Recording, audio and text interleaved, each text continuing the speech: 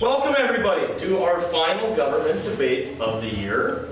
We are debating the following topic: should people own guns? Now I just want to make a disclaimer that I've put both kids in our class, which is a total of 6, on two sides, okay? This debate might not reflect total opinions of our kids because I have forced them to take a side, but that's okay. Sometimes you have to research something you may disagree with just to gain perspective, but I want to get that disclaimer out there. With that being said, again, our issue is, should people own guns? Why? On the yes side, we have Calder, Isley, and Zach, and on the no side, we have Ian, Kayla, and Kylie. How this debate is going to work is we are going to have a main argument followed by a rebuttal from each team, followed by questions from myself and any of you in the audience, then followed by deliberation into closing statements. Okay? I will be sitting right there as the judge. Okay, I have stop cards. I have 2 minutes, 1 minute, 30 seconds, 10 seconds, and stop. Okay? Each opening and closing statement will last 7 minutes in total, with the rebuttal lasting 5. Questions will go for 5 as well. I don't believe I am missing anything else. Our ground rules for the debate: there is no interrupting. If there is interrupting, you will lose minutes off of your time allotted to speak. So, with that being said, I do ask the audience to please be respectful. Okay, don't be making any funny noises, faces, or many gestures, or speaking during this time of the debate. I don't foresee that being a problem. So, let's first give a hand for our groups. All right. On the issue of should people own guns, I would like the yes side to please step up and make their argument.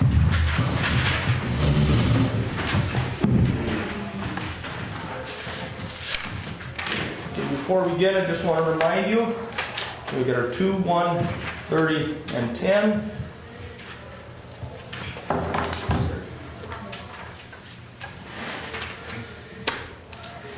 Okay. Begin.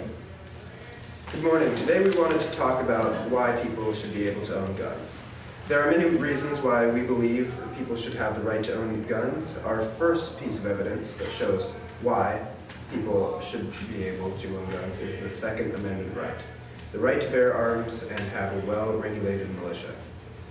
If we were not allowed to own guns, the whole Second Amendment would mean absolutely nothing.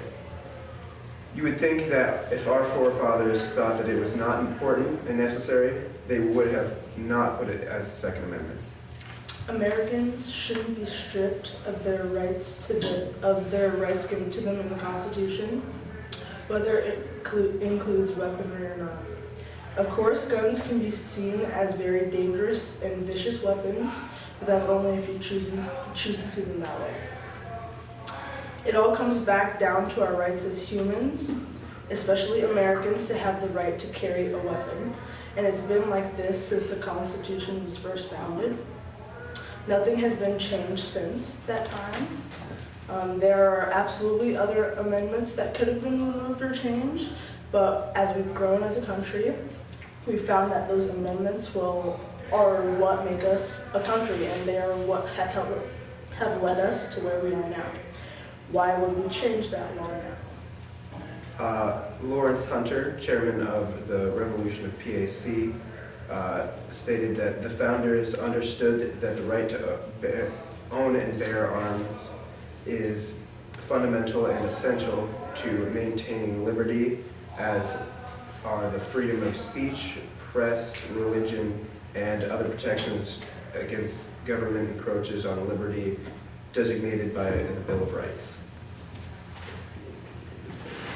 Laws that ban citizens from being able to legally acquire firearms does nothing to prevent criminals from sourcing guns legally. Did you know that despite Chicago's ban on gunshots, shooting ranges, assault weapons, and high-capacity magazines, in 2014 Chicago had 202,089 shooting victims, including at least 390 murders.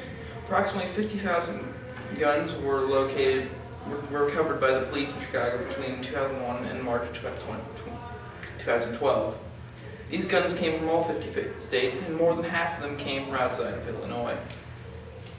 Another thing that we saw that didn't get brought up very often was that if we were to ban guns, what would happen to people who legally procured them? It is our belief that many of them would decide to keep those guns as they had already legally obtained them. So if we were to make guns illegal, it would in turn be making tens to even hundreds of thousands of people, regular law-abiding citizens, criminals. And this isn't what we really want for the American people.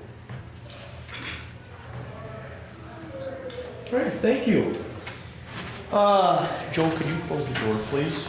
We will now have the no side of the argument. Take the stand over there, or opening statement.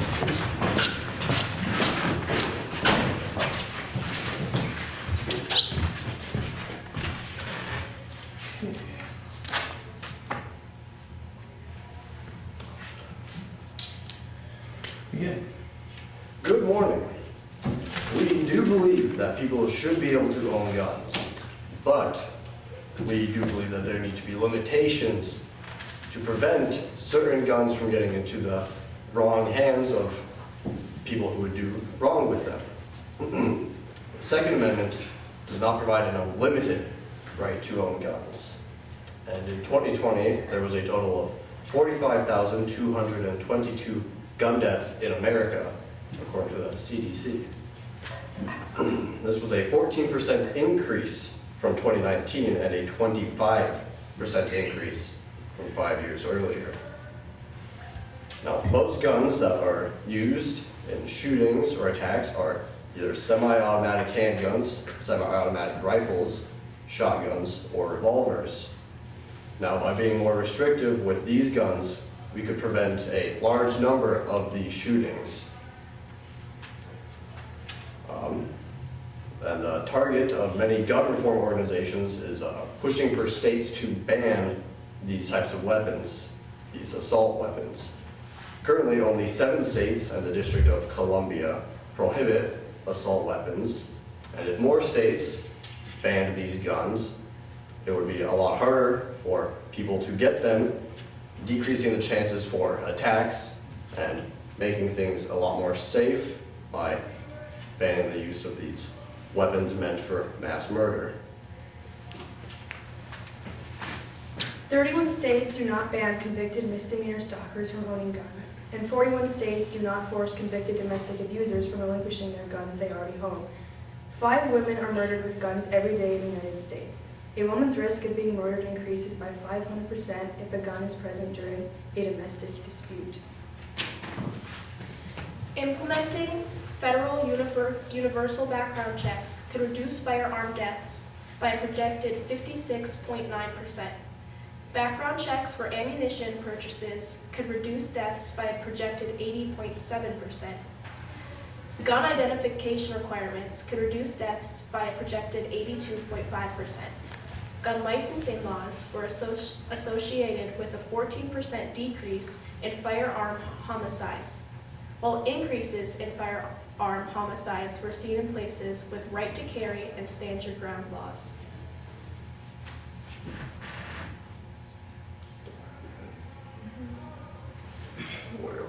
Thank you.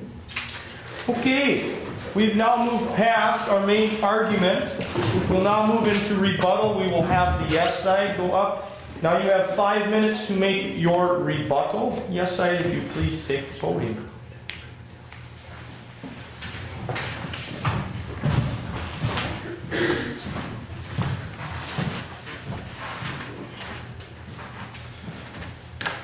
Okay, 5 minutes. Oh. All right. Well, the first one of the first parts that we wanted to bring up was about background checks. Although we agree that background checks may be a good idea on whether someone is in the right mental state and has the good enough mental capacity to own a gun, it's not going to help people who. Sorry, let me rephrase that. There are many people who believe that background checks infringe on our privacy, and many people would disagree, and so that is why we're not sure if that would be the best idea. although we do think there would be merits in doing so. The idea that more gun control laws would reduce more gun-related deaths is highly flawed. Although the before statement is true, it could also be said about many things in life. If we were to put a ban on liquids, then we would drastically reduce the number of deaths caused by drowning. Banning high-capacity magazines will not necessarily deter crime, because even small gun magazines can be changed within seconds. Mexico, one of our examples, has many of the strictest gun control laws in the world, yet in 2012, Mexico had 11,309 gun murders, 9.97 gun homicides per every 100,000 people, and compared to the United States that had approximately 9,146 gun homicides, 2.97 per every 100,000 people. And although the statistic is old, it is still visible today in certain trends. The Pew Foundation, the Pew Research Organization, is actually one of the big sources we use that we got where we got all our stats. One of their reports found that 79% of the male gun owners and 80% of female gun owners said owning a gun made them feel safer, and 64% of people living in a home in which someone who else owns a gun, they felt safer too.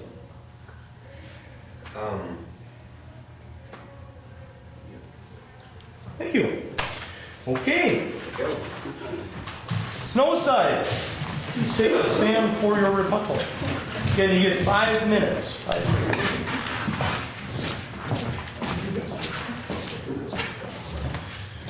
5 minutes to respond. Begin.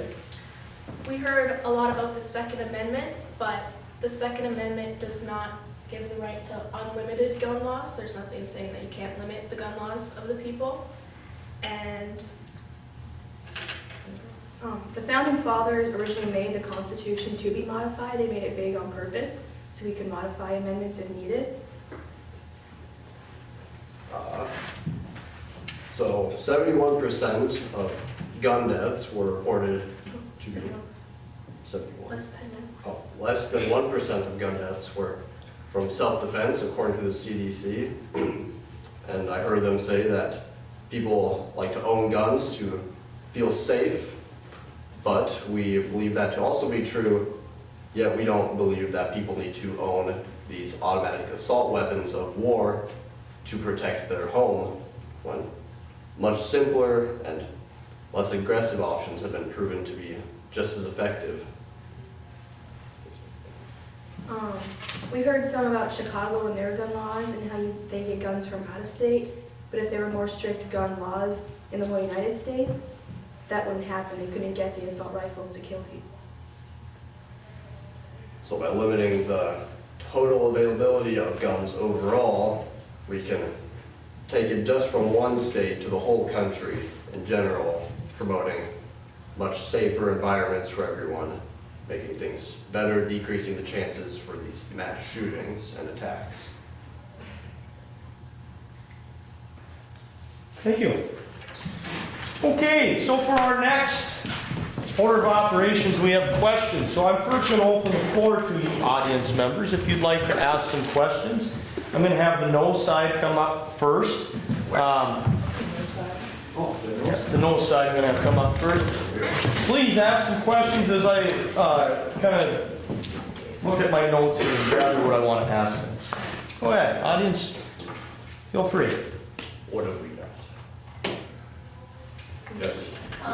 Why are you just wanting not, you don't want all guns to go in, but you just want restricted range? Because many guns, such as hunting rifles, have reasonable uses in everyday life for hunting or sports.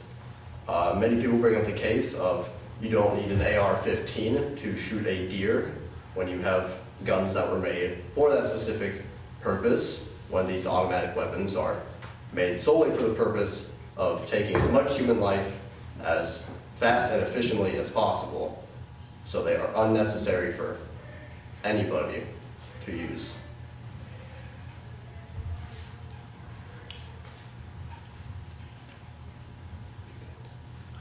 Yes, Joe. What is considered an assault weapon? An assault weapon would be any sort of weapon that, I guess, can unload many rounds very quickly in a small short of time, or span of time. So, say about 15 rounds in under a few seconds. Something like an AR-15, an AK-47, weapons meant to just put as much bullets out as possible for the greatest amount of damage. Not a hunting rifle.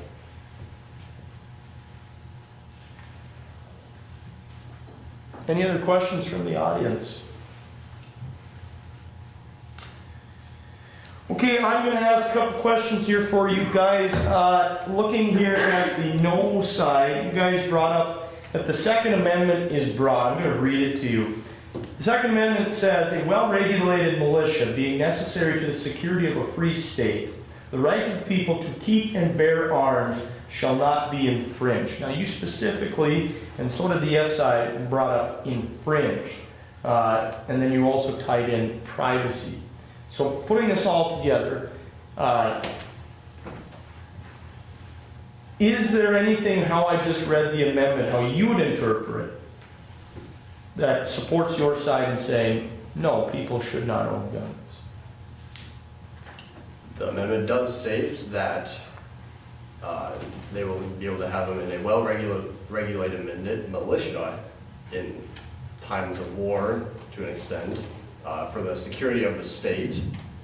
But since we are not in any sort of war or battle, and the security of the states should not be threatened, people should not have to own these certain guns to feel secure. We have been in a declaration on war on terror since about 2001. Is that a threat to security?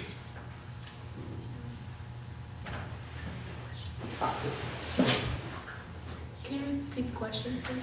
You know, we made a declaration after 9/11 that we are going to be on a war of terror, or war on terror. And then the amendment specifically says being necessary to the security of a free state. Is terrorism and our current declaration of war against them, is that a threat to our security?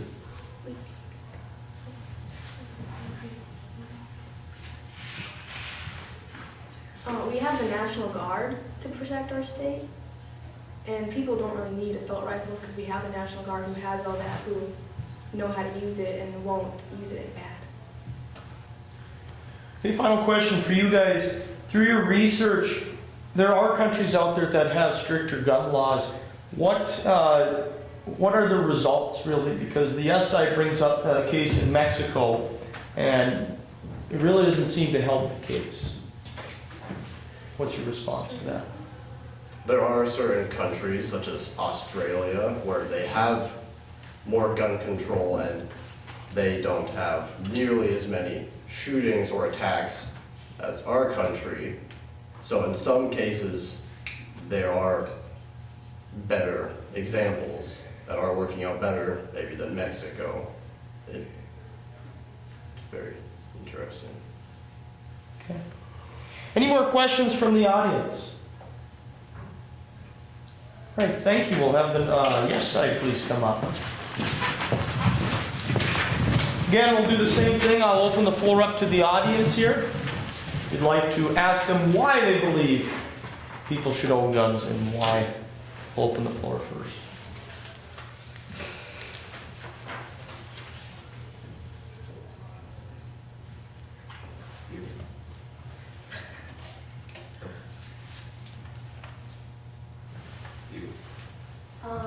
Why did you bring up Mexico's gun usage when you could be looking at like more gun usage in the U.S.? We did. It was mostly just used as a comparison. So we could bring up more out stats, so like from another place rather than just the United States, you can see, just to prove a point.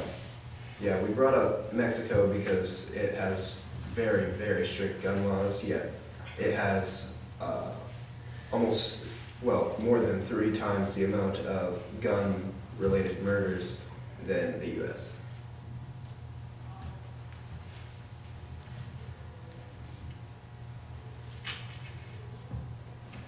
Any other questions from the crowd? Okay, I've got a few for you guys. Do you believe gun ownership is a natural right we're born with? I don't think so personally, because I think it's something that you have to earn. I don't think Yes, that. definitely. Yeah, We're not saying that you're required to own a gun. No. no, you should, if you want to, you have the right to when you're of age, and I think that, well, not everyone should be able to own a gun. Like, people were going to use it for bad.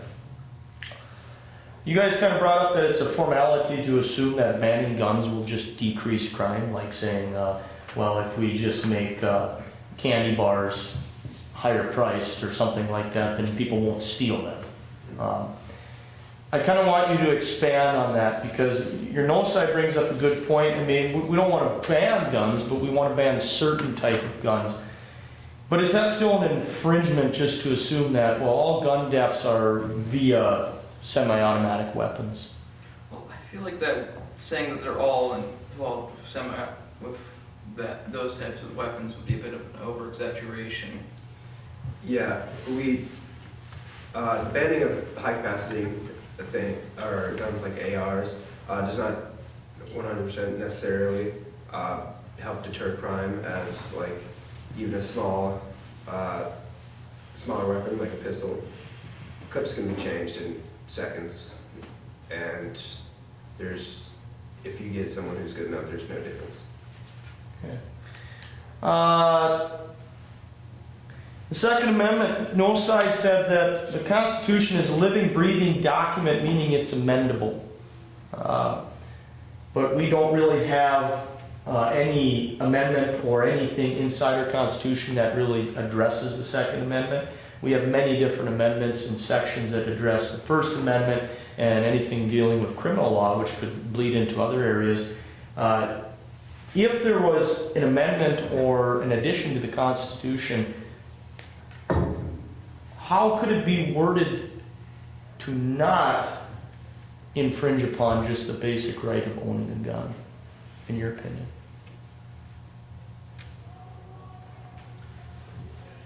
I think it's doing a good job as is, because it's been going for all this time. The Second Amendment has not been changed. We believe that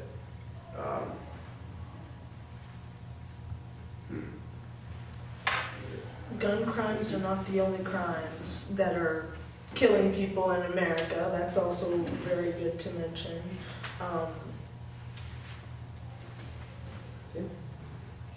Thank you. I'd like the no side to come back up for one more question. And I'll have the yes side come back up for one more question.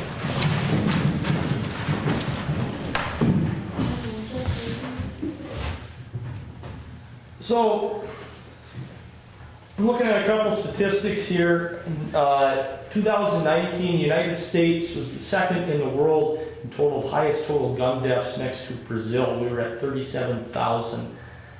You guys specifically called out semi-automatic weapons. You also brought out that the Second Amendment is very broad. Now, as I brought up with these guys, we've made amendments to who can vote and who cannot vote and who can have citizenship in this country within the Constitution. And I'm going to put this now on you. How do we word a new addition or a new amendment that limits specific weapons? And when it comes to background checks, what are we looking for? When it comes to certain type of weapons, what classifies and what doesn't? Well, if we were to redo the amendment, we could include, obviously that convicted felons could not own guns, which is already something they cannot do. And we could be more specific, saying that automatic weapons are not to be owned at all, make it completely illegal, and that there should be a much greater regulation of these semi-automatic weapons, such as rifles or handguns, And they should make the background checks much more thorough to be sure that those buying the guns will not do harm with them.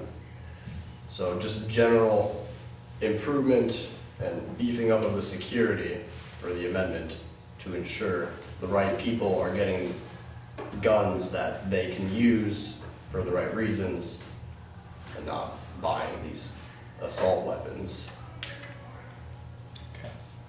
Thank you. The yes side, go back up, please.